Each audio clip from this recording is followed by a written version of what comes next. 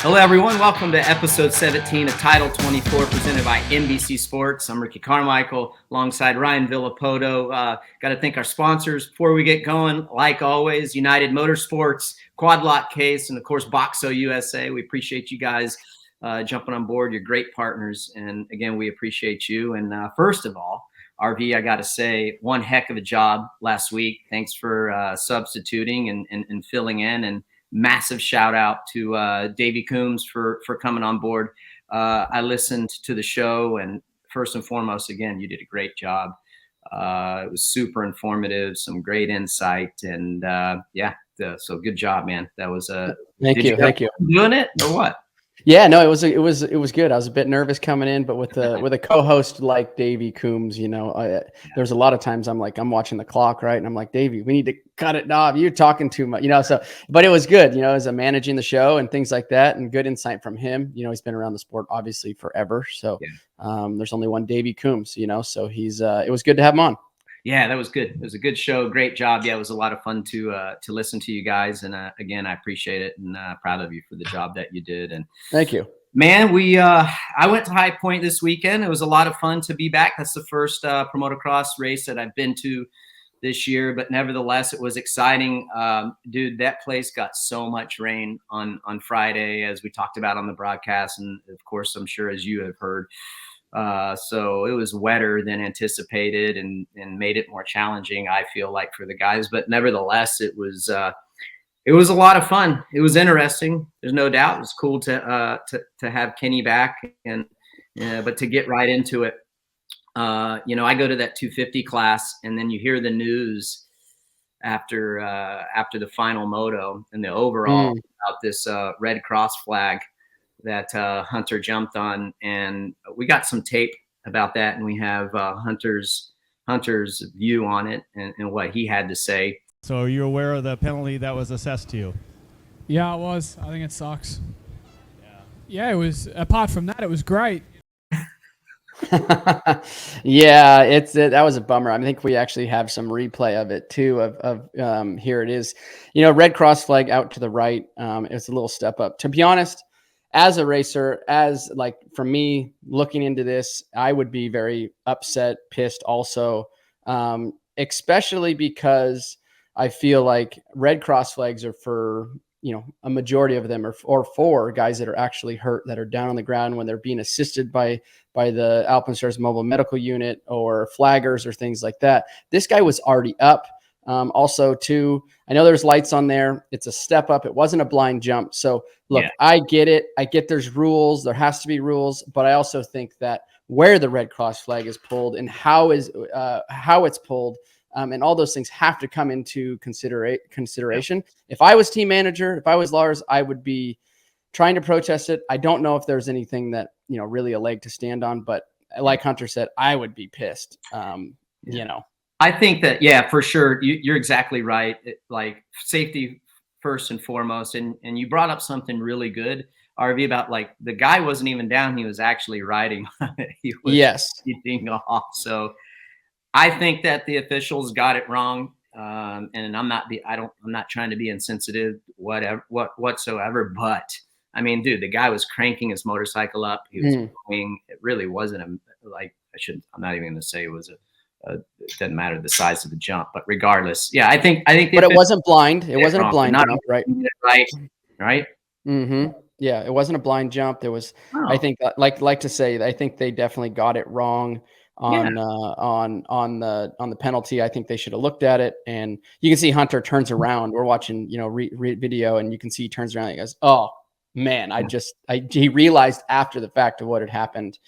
And, it would be great. It would be. It'd be great to know is was the dude hurt, or was he laying there for a little bit, or did he just stall the bike, or why the Red Cross flag in that situation? I understand that it's on a jump, but you and I have been in millions of races where the yellow flag's going when a dude falls down on an outdoor motocross track or supercross track, in the rhythm lane for that matter, or the whoops. Yellow flags going. The guys they're sitting ducks. So I wonder what happened there. It'd be interesting to talk to the officials and get some more wording on that, to exactly like why the red cross. So to your point, like, yes, does Lars have a leg to stand on? Probably not, because it's right there on video. He blatantly jumped it. But at the same time, where I do think Lars's case has a case to lobby against is, dude, the guy was up and moving. Yes. Yeah, I agree. And there was nobody on the track helping the individual, right, or the rider down. So to me, I feel like you say we've jumped on lots of jumps, full size triples at Supercross, Right. rhythm sections, whoops. And we're always dealing with yellow flags every now and then. So I feel like that was a very really premature pulling of a red cross when we know the red cross is supposed to be wheels on the ground. So now it leads you to believe that you're going to see a red cross in certain scenarios where it shouldn't be. And now you're going to have guys push the limits more. If, looking at this footage, like, yeah, you're going to stretch the limits a bit here, because they could pull it, anytime. And it should be only pulled for when a rider when we have issues on the motorcycle track. Yeah. So you've been to several. You've been to, I think, the first three of the motocross races. I only went. This is my first one, and then like my download from the whole weekend was a lot of the same, I think, in the 250 class. But as an overall, as an event, it was fun. The track was different every single time that they got on the track. Like that first, the warm up practice. I mean, that was pretty much a joke. The guys couldn't really do anything. The track was completely trashed because. I mean, I heard there was bikes. He's seizing up clutches and overheating, boiling water. Some privateers, I'm sure, blew some bikes up. I heard it was pretty sticky and nasty in that first practice. Yeah, it was, dude. It was certainly a quagmire. I mean, Hunter's bike, it DNF'd in that practice, so he was pushing his bike back. I think a couple other riders certainly had issues, but nevertheless, it was fun. Like I said, the 450, kind of the same stuff, with the exception of Ken coming back, and then the 250, dude, we keep talking about it, but that 5th to like 13th place, you're right. I mean, it's just like, you just never know. Like Kitchen, is a perfect example of it. He did great the first moto, and then the second moto, he's like, where is the dude? Yeah, it's inconsistent. You kind of see this from some of the lights class guys that really can't get it together. Levi's one of those that has had some struggles early on. Colorado seemed like he had a breakthrough with his riding. A little bit better finish. We have a better moto finish for Levi here at High Point, but then struggled in Moto 2. Same thing with Joe Shimoda too. Like, honestly, I was expecting Joe to be better than he is. And when Joe's on, he can slice through the pack like nobody's business. Like, he's one of the better guys out there. He's a championship contender, but he can't be laying down. I mean, I watched coming down the hill after the start in that first moto, I think it was, that was blatantly from what it looked like for me, just tucked the front end. It was muddy, greasy down there. I guess a rookie mistake, like, he can't be giving up this many positions and points and then decide to come back. And it's not when you have Hunter being very consistent. You have Haiden being very consistent. There's a handful of guys out there that are consistent, but you have Joe, you have RJ, Levi that haven't been, right. So those guys can't afford to give up that much real estate. Right. No, you're exactly right. And honestly, I was bummed to see Joe go down like that, because I was writing some notes down last week, just kind of getting prepped for the weekend. And one of the things, like after the weekend, I was going through my notes and just kind of seeing what I got wrong and some of the things that I might have been right on. And some of the notes that I wrote on Joe was like, hey, this guy, he has the speed to win. And he gets better as the season goes on. Especially if you take last year into consideration. I mean, he was one of the guys. It was him, Jett, and Hunter. And I keep thinking that we're going to see that from him, those type of rides. And it's little things, like exactly like you said. And I feel like I'm probably being a little tough on Joe, but dude, you're exactly right. That first corner, I mean, it's muddy. He should know better than that. The caliber of rider that he is now. With that said, look, we're all human and we make mistakes. But I think when the track is like that, you have to be you have to have a little more awareness. And I agree with you. It's I don't think he's hitting the mark like he should, in my opinion. I agree, man. Like, it looks like Tom Viel too, put in a stellar performance in Moto 2. His bike looked awesome, by the way. Yeah, I watched him and look, it was, you said it on the broadcast, definitely a little more of a European style track. Wasn't balls to the walls, wide open everywhere. Kind of like we see some of our track, like Hangtown, like Paula was initially. Colorado, very much similar to this, but he went down. Coming down the downhill. But this one here, High Point, bike looked good. It just looked like you had to really be patient, take your time, and try to ride as free as possible. But those, it's very hard, as those ruts are unbelievably long at High Point. So you can tell your rider or any rider loose is better, but once you get out there, it's like you're just in a slot car, and it's very hard to ride loose because you're fighting the motorcycle the whole time. Mm-hmm. He seemed like he that second moto when we were talking about him on the broadcast to your point, like, I don't know, man, he found like some excellent lines. Like, I don't know, he felt like he didn't look like he was struggling. He even talked about it. If you listen to the to his interview, post-race interview, he talked about how it was very similar to some of the GP tracks and the conditions, wet in the morning, then got ruddy. And so it was cool to see him do well. But shifting gears to RJ Hampshire, and I'm not going to speak too much on it because I want to hear what you have to say about it. But he's in the lead, right? He's got a pretty decent, manageable lead. Probably I can't remember what lap it was when you're watching this until he goes down. Like what are you thinking? At this point while you're watching. Yeah, so this is Moto 1 we're watching here, and he just came over that rise there and pushed the front. Obviously, Deegan was able to get by him, and now we're watching Deegan go down with the lapper, and then RJ stalking Haiden and was able to make the pass and in this turn here. They get together just a little bit. Great racing, by the way. Like, RJ, if he could just be more consistent, and we keep talking about the consistency, especially in this class.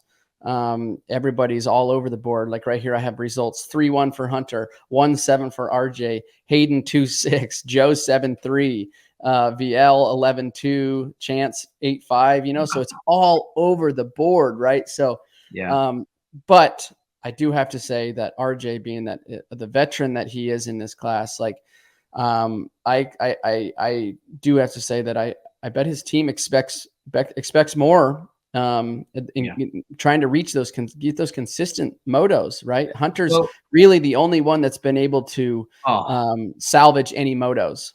Yeah, I like to watch this. This is second moto in the start, and that's RJ on the inside. He's wearing the purple gear, and then watch, he just grabs a handful. There's his teammate Jalik Swoll. We're watching the replay when he comes together with his teammate. Obviously, he was super upset about it. When I say upset, RJ was upset about that move and what transpired there after the race. He talked about it when we had an opportunity to talk to him. I think it was for his podium speech. But if you're coaching RJ Hampshire and you're telling us all, viewers and the listeners, like he needs to be more consistent, what do you tell him to make him more consistent?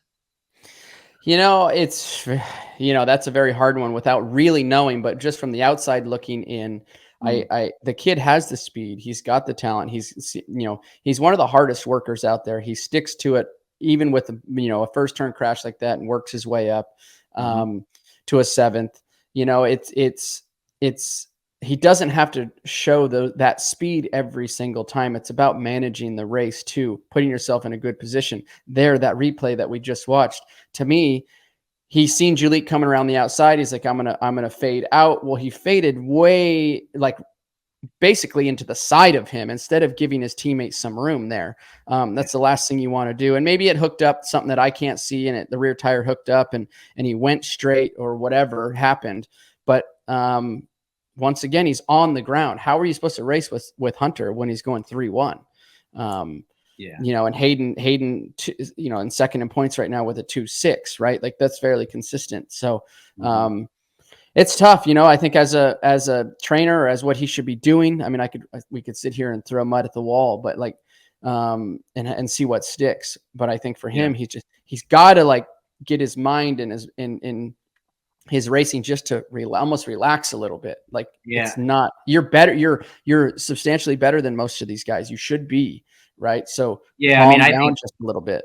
I think he should be on the podium every single time, in my opinion. And like the reason that I ask you, because like, we know he needs to be consistent, but like, what are you telling him? And I just, if I was helping him, RV, I'd be like, dude, like to what you said, take a step back. You don't have to set fastest lap all the time, but be more aware, dude. If you know that the ruts are going to be a certain way, like guard on the side of, okay, you don't have to go full send. Be careful if you're leaning it over, like, just be more aware, because I feel like some of the crashes that he's had is he was lacking that awareness, like he wasn't anticipating, like, let's just say a berm to blow out, or like what was it at Paula? He leaned the bike over and it went over the rut. So it's just, and it's little stuff like that. And I know that he's riding with great guys that have that kind of awareness, at the Baker factory. So anyhow, I hate to see it, because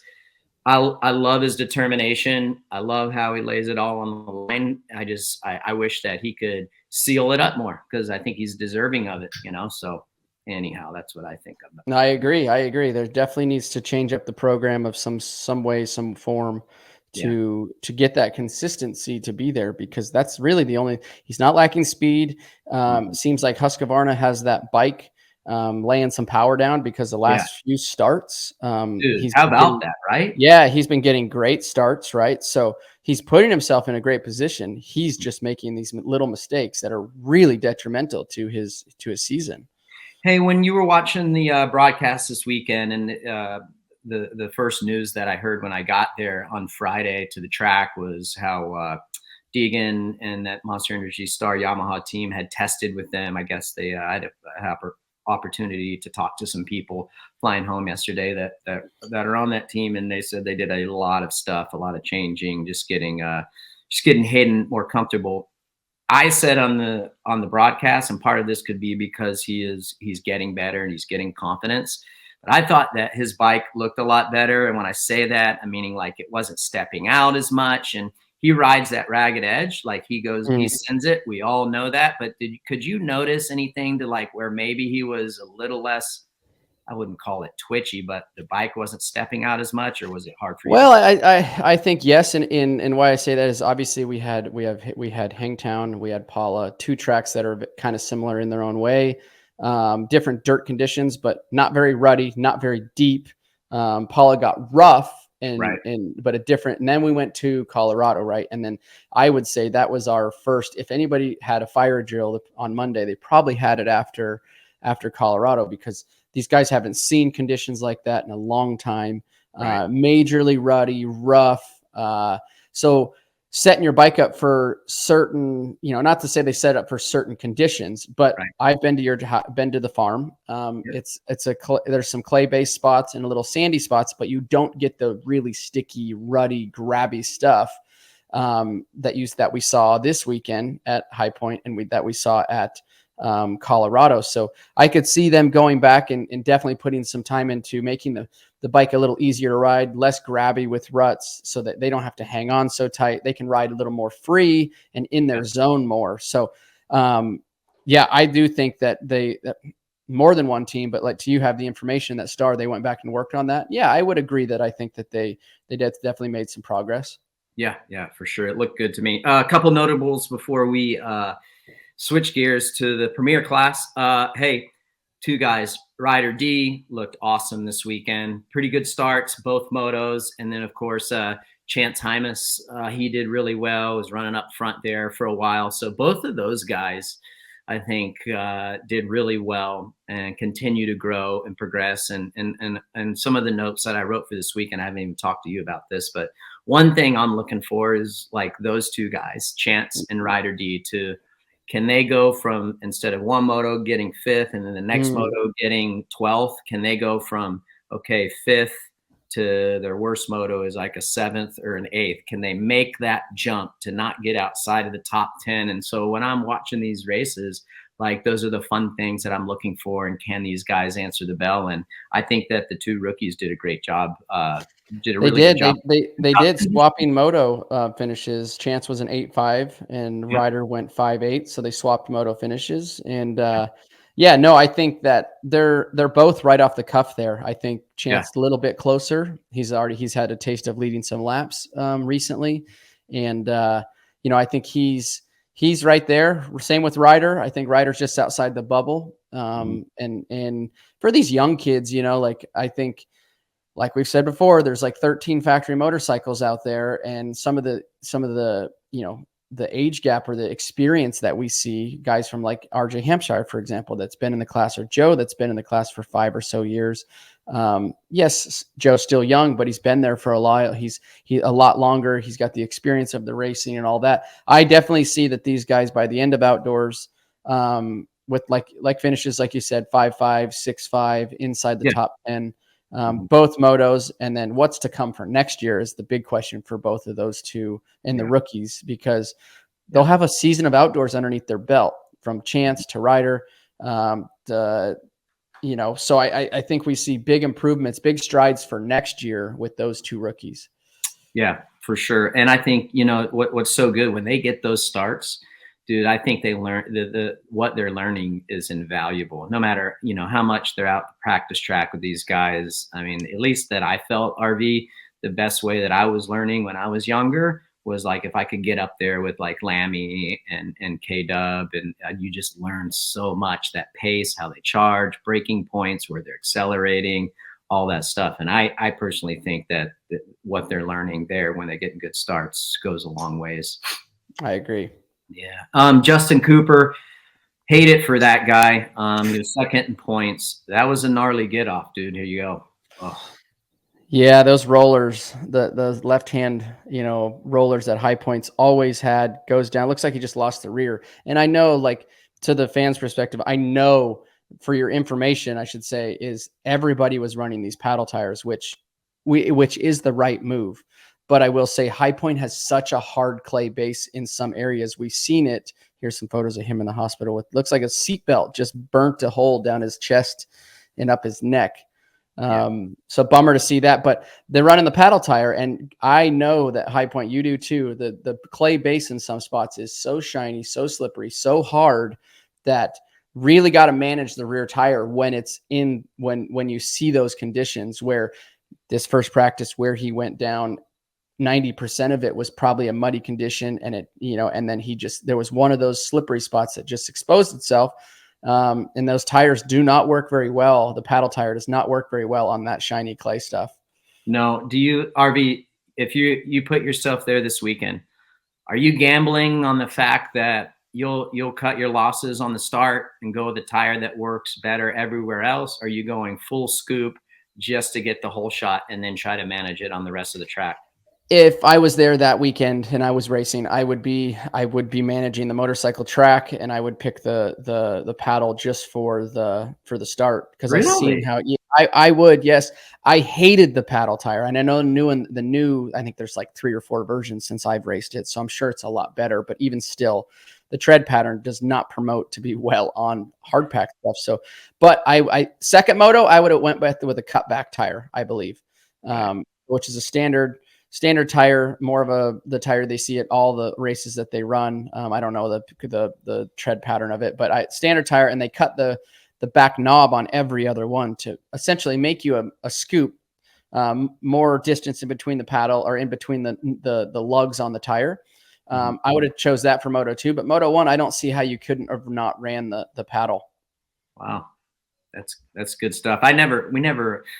The reason I ask you that, because we never had like the full paddle like what you guys did. So it's just, I mean, obviously we tried to run one that had as much scoop as possible. I think it was probably what the guys, or what you're explaining, you would have used in the second moto. I think that was the closest thing we had to what those guys are running today as a paddle. Well, Justin, I hope you feel better.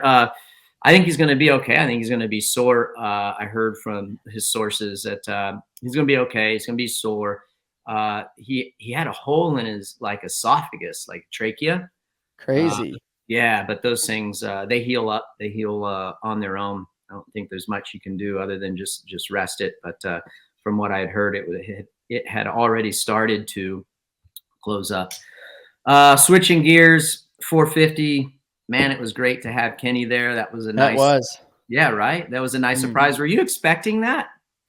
Actually, we got a little insight from Davey on the show, the show a week before, and he's like, "Sounds like we're getting, and so we kind of knew. I was stoked for it. Kenny's always I always like to watch Kenny race. He's very pretty smooth and takes creative lines. We got him on screen here, passing Masterpool, and then Garrett Marchbanks. Look, just dragging the leg, man. The ruts were so deep. And the problem is too, Ricky, man, once you stick your leg in the mud, it's so sticky. It wants to pull you off. You can't get your foot back out of it. It's like, right. So it definitely makes it tough, but it was good. Like, man, honestly, pretty much the only person that's gave a Jett for a run for his money so far this year. So, right. From a racing perspective, from a fan's perspective, I was stoked to see some 450 battling, because to be honest, it's been a little boring watching Jett just ride around at 70%. Yeah. Going back to Davey kind of saying that, I don't know. I didn't know that I believed it at the time, but nevertheless, it was cool. It was a nice surprise, and I'm glad that it wasn't just fake news what happened there. And yeah, to your point, it was a lot of fun to watch Jett be challenged and basically keep his mind occupied. I talked to Jett a little bit yesterday. We had a 4-hour delay leaving Pittsburgh, and he said he didn't feel that great on the bike because of the conditions. They were trying stuff, and I even talked about it on his post race. But here's a uncharacteristic mistake by Jett, and a lot of people. I was reading something earlier today. Is like, see what happens when someone challenges him. He goes down. He makes a rookie mistake. And listen, people, he's a rookie in the premier class. He is human. He's gonna make mistakes. He's gonna hit the deck. But as an overall, the guy is well in control. So right? I would say one of the best. I mean, to go from a rookie season, it's 450 rookie season, like this outdoors right now. I mean, it really could have not gone any better so far. I mean, yes, had a little tip over. Very treacherous conditions. He wasn't, in my opinion, really under pressure. He had to keep his pace up that he was running, but he really wasn't under pressure. He had already got a gap on Kenny. There wasn't like it was a cat and dog fight there. It was a little bit of a breather gap, and man, just started washing the front, and then at the last second it caught, spit him off. So very easily to do right there in that section, because it's a long downhill to the right sweeper. As you can see, you have the very tacky material like we talked about, and then the shiny material also through there. So anything could have happened. It could have been, just grabbing the rut wrong, a little too much weight on the front, or I mean, there's 100 different things that could have happened in that, or man, for the ones that are hating on him right now for under pressure, I don't see it. No, you're watching a different TV channel than I am. Yeah, I know, it's crazy. I see all this stuff. I'm like, oh my gosh! Like, and then if he does go down, they're like, oh my goodness, this guy, look, he made a mistake. I'm like, dude, he's gonna crash. Like, and Ricky, to your point, like, how many mistakes has Jett made in so far? None so far. I mean, this was his first weekend with a mistake, really, right? So yeah. I talked a lot about Ken. We have a sound bite, but dude, I thought it was awesome. It's super hard to do what he did. To come in, 4 races in, not having a lot of time on the bike. I spoke to him Saturday morning, and he gave me some insight on what was going on and just a little bit of time that he had to test on his machine there. But we got some sound. Let's roll a little bit and see what he talks about coming back. Yeah, I am beyond stoked. The support that I've been getting from the fans made this so worth it, and this was a brutal track to come back to. I've had 2 days of outdoors this week, and I can't believe I got second after being 7th in the first moto, so that's so rad. And I did this for my son and my family. It's Father's Day weekend, and yeah, we pulled it off second all the way, and yeah, I might have to come back for a couple more, I think. That's cool. Isn't that cool? Like, I look back on our careers, it would have been really special to be able to share those moments with our kids, man. That's Yeah, just, I totally agree. All I have is YouTube now. I know, right? Yeah, I think you did a good job. It's hard to do, as you know that, dude, especially on those track conditions. He probably wasn't anticipating that. I can only speculate. When we watched we're watching the video of when Kenny fell down. This was the first moto, and unfortunately he couldn't get it going. So the old kickstart wasn't working there. But when these bikes get hot, they're so hard to crank back. But I think he tried to turn out of the rut a little early, and that's what happened. I believe he ended up saying that after the pack. Do you think that? And this is where I think we're starting to see, RV, like the importance of going into those playoff rounds and having the highest seed and what that means, and not giving a guy like Coop I think he surpassed Sexton in the SMX points after his performance this weekend. Do you think that Ken is doing this because of that, or do you think he's really coming out here and racing because he just wants to race?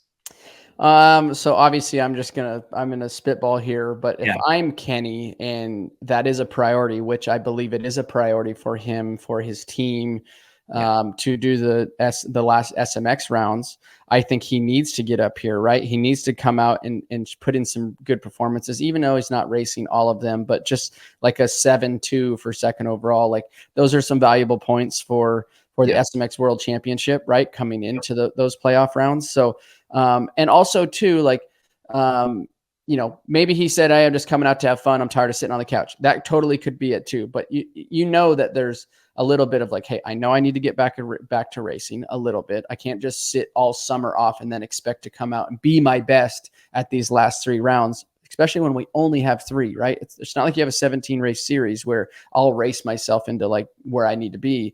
You need to be sharp coming into because there's only these 3 rounds, right? So I think, coming out, getting some racing experience or getting some more racing under his belt for this year, just so he's not stagnant sitting on the couch. I know these guys keep riding, but still there's nothing, you can never replace racing the motorcycle. And it puts himself in a better position for that SMX, those last 3 playoff rounds. Yeah. You go in with a higher seed. Yep. So I believe that's probably what it is. But Kenny, I mean, you've worked with him. I am buddies with him, but trained back with him back in the day. Pretty nonchalant, easygoing, fun guy to be hanging around. So he probably was like, yeah, let's go race, and then it'll help me out for this, do this. We'll be able to test I'm sure that's kind of how it is. He's not an overthinker, if that makes sense. Right. Yeah, for sure. Well, nevertheless, I think it's great for the series. I think it's twofold. Number one, to your point, I think it's great to go into the SMX playoff rounds with the highest seed possible, because you don't want to be spotting a guy like Coop. Say Coop gets everything turned around. There's not going to be a lot of whoops at these SMX rounds, and I feel like that's his worst game that he has in Supercross. Cooper's concerned, so he'll be closer than what he was in Supercross because of just no whoops, or as many whoops, if you will. So I know if I was racing you, I wouldn't want to go start the series out 5 points back. So I think it's twofold. It's great, dude. I think it's great that he's doing it. It's great for the fans. One thing I will talk about for the 450 is like watching AP. Feel so bad for him. I think that when he fell this weekend, there's a shot, like there's AC going around the outside. Aaron's going to go to the inside. I think he makes that pass had this not happened. I believe he knew he was going to get the lead, and he just laid that bad boy in there.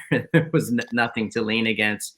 He goes over it. So do you think that almost feel like he knows he's riding well and he's comfortable, but he's over trying? That's my opinion. He's probably in a position right now where his like you said, his riding is there, or within the ballpark of where he needs it to be and for the finishes that he wants. But it's eluded him for so long. Now it's probably becoming this pressure on his shoulders, I would maybe think. Because look, that was, I know the track was gnarly, but that was to me, a very simple or mindless mistake there. Came in and sat into the bike a little too hard, and the berm gave away, went out from underneath of him.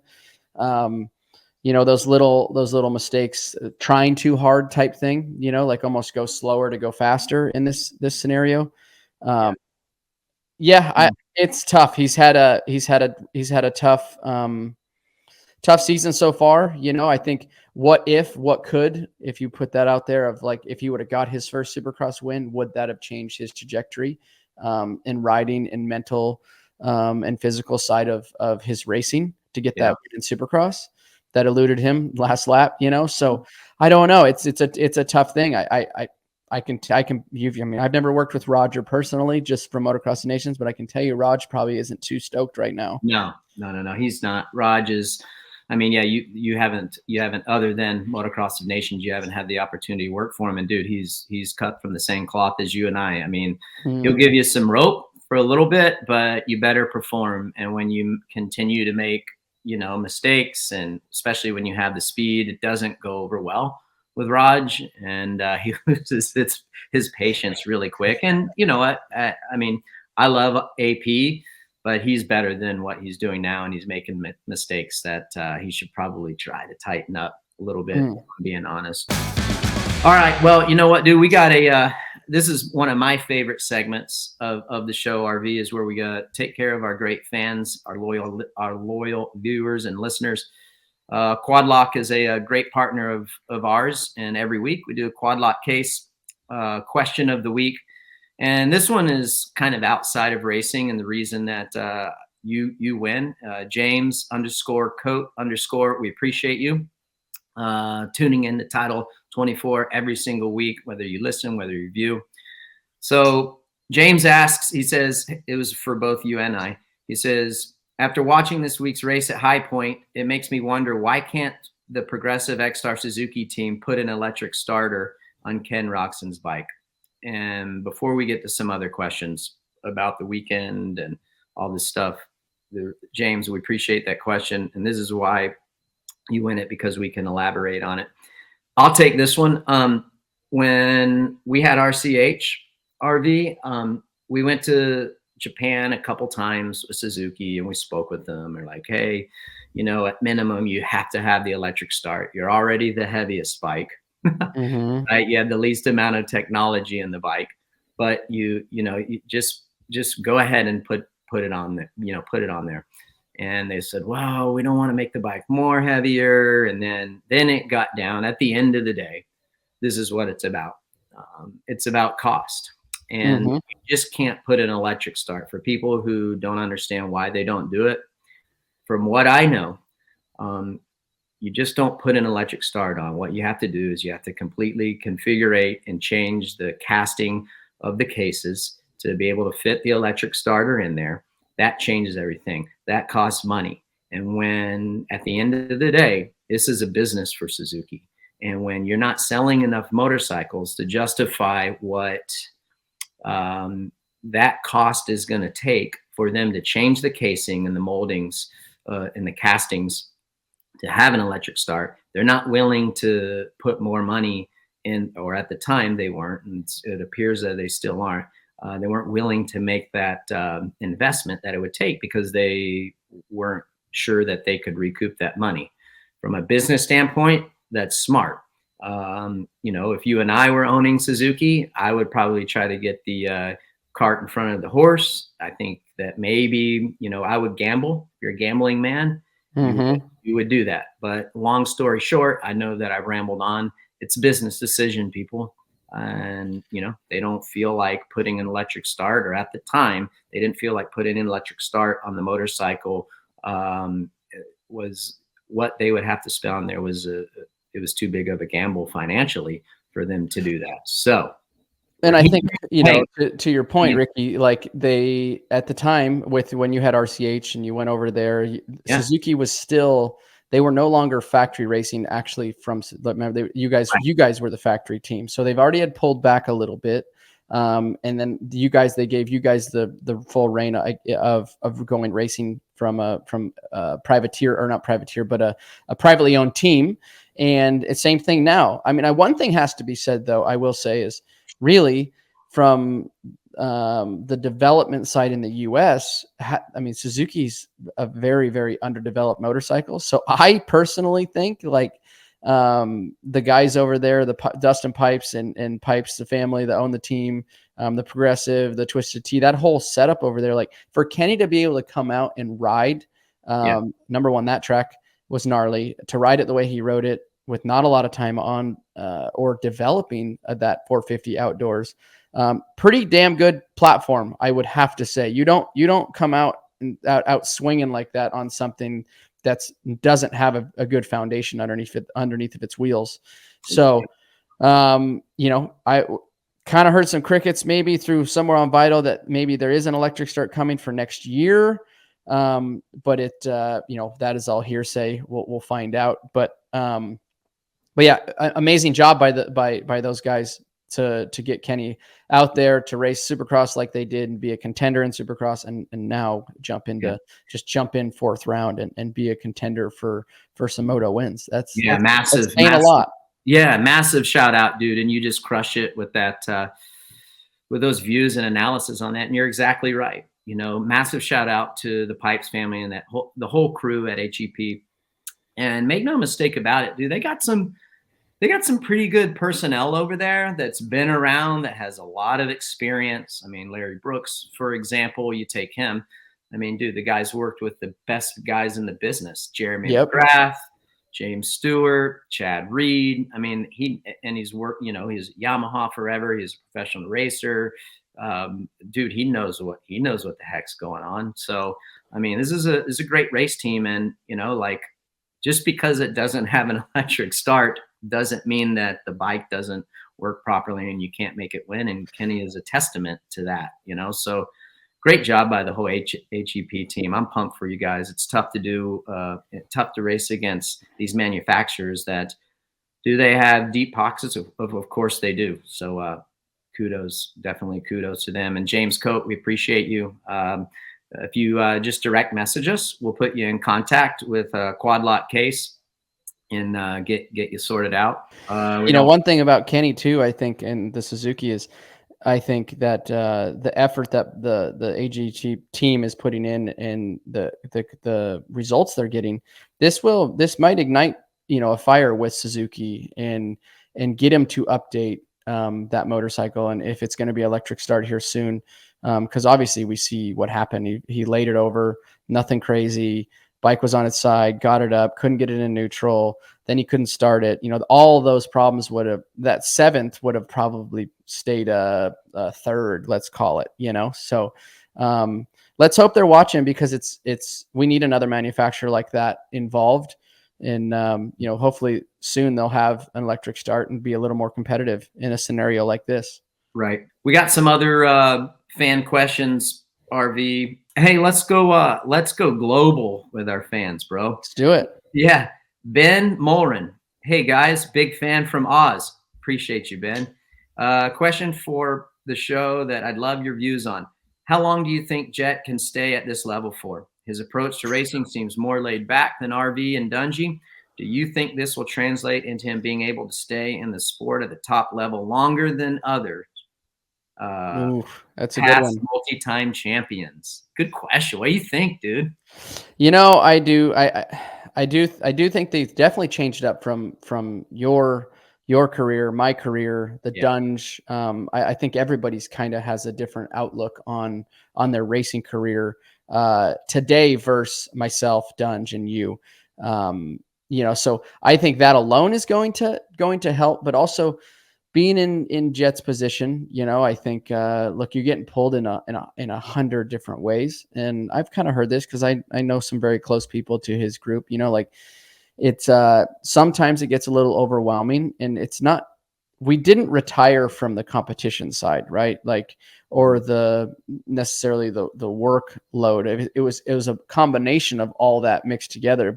And ultimately for me, I can only speak for myself, is just the being in the pressure cooker of winning, right? Every single year and trying to back that up. So I will say, if his Jett's career keeps on the trajectory that it's on, no disrespect to anybody else out there, but he's not being challenged very much currently, which is a lot easier pressure wise. It's not like every single time you come and line up next to the gate and you're like, okay, who do I have to deal with today?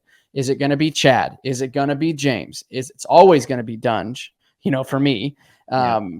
So that I think is, I mean, let's face it, like that takes a lot of pressure. And it also is a lot funner to go racing when it's a little easier. Right. And I'm not saying it's easy, because he's working like a dog. Don't get me wrong. Yeah. Well, that's the thing, dude. I think you're exactly right. I feel like there's an impression out there that people think that they're not working super, super hard behind the scenes. And like you and I, we're kind of guilty of giving that impression, because we're sitting here talking, well, he's only 70%. He probably is only 70% at the races, but that doesn't mean he ain't busting his tail during the week, right? Yeah. I mean, that's when all of our work gets done, right? You don't show up on Saturday and say, hey, we're going racing today. Let's see what we can do. No, the Saturday is Eldon used to always say, Saturday is the lightest day for you, because you only got 2 motos and, like practice where, there's no gym involved. There's no road bikes involved. There's no, 2 30+2s plus sprints and the rest of it, all that's done during the week. And I know that Dazzy, which is Hunter and Jett's dad, and the program Darren that they're running, Darren, out there they're out there from sun up to sundown, let's call it. They're putting in their time and their work, so that's why he's able to ride at 70-80% during the weekends right now, is because of what's done during the week. That's right. You work your tail off during the week to make your weekends easy. Yep, absolutely. I was cruising through the pits, saw the Monster Energy Star Yamaha boys working those Boxo USA tools. Everyone get over to boxousa.com. Check those guys out. Remember, lifetime warranty, super easy plan. If you have an issue with one of your tools, boom, take a picture, send it to them, and send your parts on, and they will replace them. They got some great product, and just an absolute great company. Super, super motivated to bring the best stuff, and we appreciate your partnership. And then, of course, United Motorsports. I got to spend some time with one of my great friends from United Motorsports this weekend. You know who he is, Ryan Duff. His little son is sponsored by United Motorsports, so they're from around that area. So, nice. They got 6 locations, within Ohio and Kentucky. If you're ever in and around that area, pop in. You can get yourself some Boxo tools. You can check that out, and it's good people run that. But Duff was there this weekend. They came to race, and his little guy was going to race on Friday, but then of course they got rained out. But got done. UnitedMotorsports.com. Check it out. They're good stuff, good people, and I think you'll be pretty happy with what they're bringing to the table. Before we talk about looking forward to the off weekend and all that stuff, I want to go keep it global side. And did you see Herlings is out again? I did see that. Yes. Terschental. And I actually watched the video, talked to Rubes also. What happened? I didn't see it. It came around to, it was a left-hand sweeper, and rear tire kind of got loose and started coming out on him. And then it was really weird. The front grabbed something, and it really fast crash, kind of a fast section coming up to a tabletop, I think, and just kind of nosedived right in with his body into the takeoff. And it was very hard pack there. And I had heard there was a little numbness in one of his fingers or something, because he ended up did do something to something in his neck or region. But man, I mean, what do you say? I mean, about what I think 102 or 103 MXGP wins, the most ever. But consistency, once again, like you gotta be. That's where Jett is so good and Hunter's so good, is they don't, they're very calculated on what they do and when they hang it out. And man, Herlings, really, if he doesn't win, he's hurt, and he could have won a lot more over the past few years if he wouldn't have been gotten hurt so often. Yeah, he went on. Did you see when I got I threw gasoline on the fire? And I don't know, he did Gypsy, and I was listening to a little bit of it, and then they started comparing him against you, and Yeah, Lommel. Who would my money be on? And I'm like, well, I mean, I think your MO and my MO is the same as, dude, we're championship guys, you know. Yep. And for me, I'm not going to speak for you, and you can say after I say it, but dude, I would trade however many supercrosses for a couple more titles, any wins as far as that goes, because at the end of the day, from a money standpoint, that's what pays the big dollars. That's what we're paid to do, is win championships. And I'm paying a guy, yes, to win races, but ultimately I want to pay my guy to win championships. And so that's what I said. I'm like, well, it depends. If you want race wins, you'd probably go with Herlings. But from a championship standpoint, I think everyone knows who my money was on, which obviously was you. And it got so many people riled up. Fired up. Right? Like, yeah, it's funny. I was watching I seen the Gypsy Tales thing, and I think it was they were asking about Lommel when I went over to Lommel. Yeah, that was it. And Jeffro's like, I said, and it was Rubes was working for him at the time, right? So, and I'm really close with Rubes because of Ben Townley, and so are you, so I still talk to him over WhatsApp and all this, and he goes, we didn't know. I looked over at Rubes and he goes, we didn't know if that was his mechanic out on the bike or him. And I'm like, all right, yeah, like I wasn't very good there, like for sure, I was okay. But then I was talking to Rubes. I said, off the couch right now today, I guarantee you I wax his ass out at the Supercross track. It just, you a guy from here and bring him over there, it's going to be very hard to learn. And you take a guy from over there and put him in Supercross in our element. It's the same sort of thing, right? So I thought it was funny, and even Rubes said, he goes, Jeffro will be the first one I'm out. I ain't riding Supercross. I tried that once, and just put me back on the plane. Yeah, I will tell you though, dude, Herlings, that guy has had some serious pace for a really long time, really, really fast. Oh, here it is. Oh, yeah. Watching the video of Herlings. This is after he gets back. I didn't realize he got back up on the bike. He ended up riding around. Yeah, I think he finished the moto, but it wasn't good. He had to ride around pretty slow, and then come to find out there was something broke in the neck region or upper back region there. Yeah, it was a tough crash. Yeah. Well, Jeffrey, we got much respect for you, dude. And, that's right, buddy. Hate to see that. Hang in there. Feel better. Hope that everything will be okay, and you'll be back out there, and then maybe one of these days at the Nations we can have some more beverages together. Can you imagine me, you, and him having some beverages? But does he turn it up like we do, or no? I don't know. I haven't been in that situation with him, but I think at Motocross Nations, it just brings a completely different vibe. Yeah. And it is by far, anybody listening that's never been, I tell you to definitely get out, go to a Motocross Nations. Redbud's always a great one. Got to support Redbud, but I always really like to go to Europe. Oh yeah.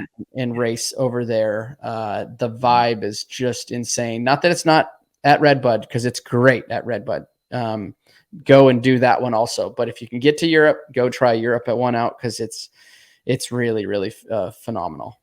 I think it'd be pretty cool to see one of these guys from the MXGP series come over and race one of the SMX playoff rounds. That'd be a lot of fun to see that. Hopefully that would be enticing to these guys, especially if they're out of the championship. Before we cut off, promo code Title 24, 10% off at all of our partners, United Motorsports, Quad Lock Case, and Boxo USA. Just use the promo code, like I said, Title 24 for 10% off, completely site-wide. Don't forget about that. I should have hit that when we were making the sponsor reads and thanking them. Weekend off, and then we go to Redbud. I will not be at Redbud. I am going to be out of town. I'm going to be in the Bahamas. So don't get at me. Leave me alone. I don't think I'm going either. 4th of July weekend or leading into it, right? So RV, that's tough, dude. When you got to our spot where we've sacrificed a lot of years being gone, especially on 4th of July weekend. I like to be a normal dude on 4th of July, right? Exactly. Yep. I'll be doing the Hey, same. what would you do on off weekends? Like, say you're racing, like what would you do? Off weekends. So obviously we would kind of ramp up a little bit in the riding department there during Monday through Friday, since we didn't have to travel on Fridays.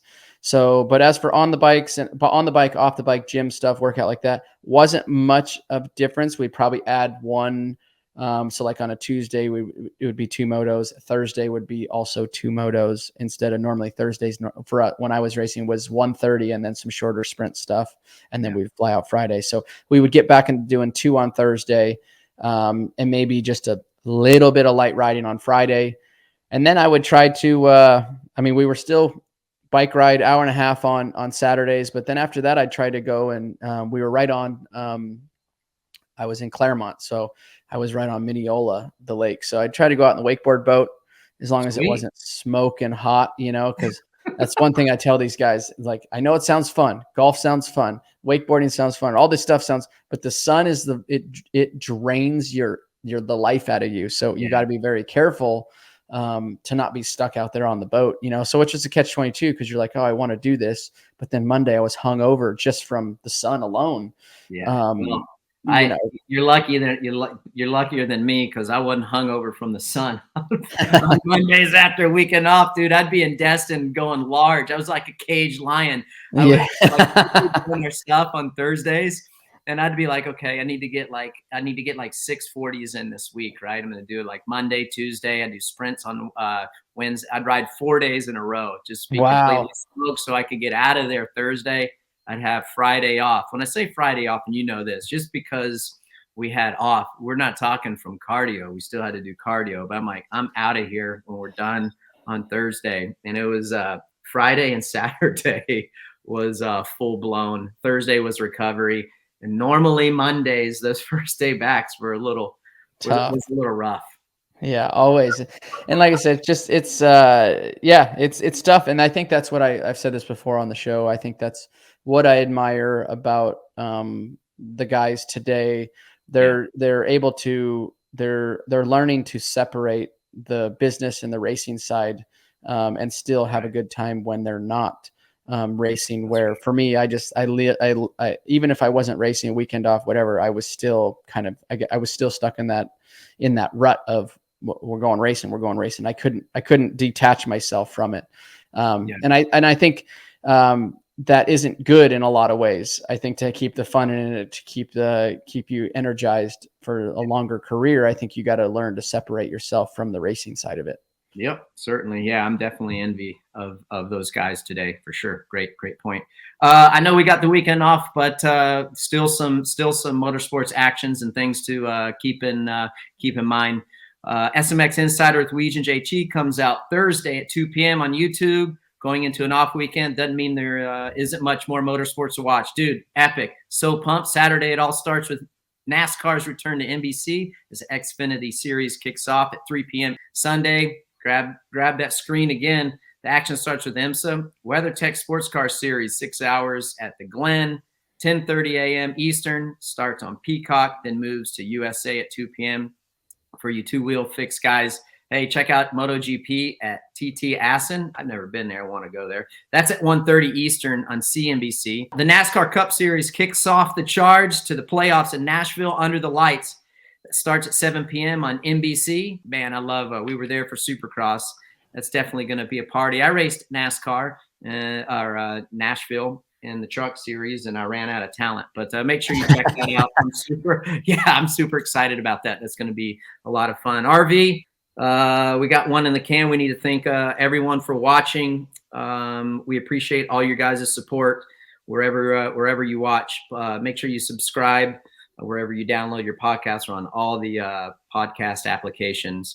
Make sure you tune into us, Motorsports on NBC YouTube page, and of course Peacock. We are on demand on Peacock, so you can go back and watch some previous episodes if you would like.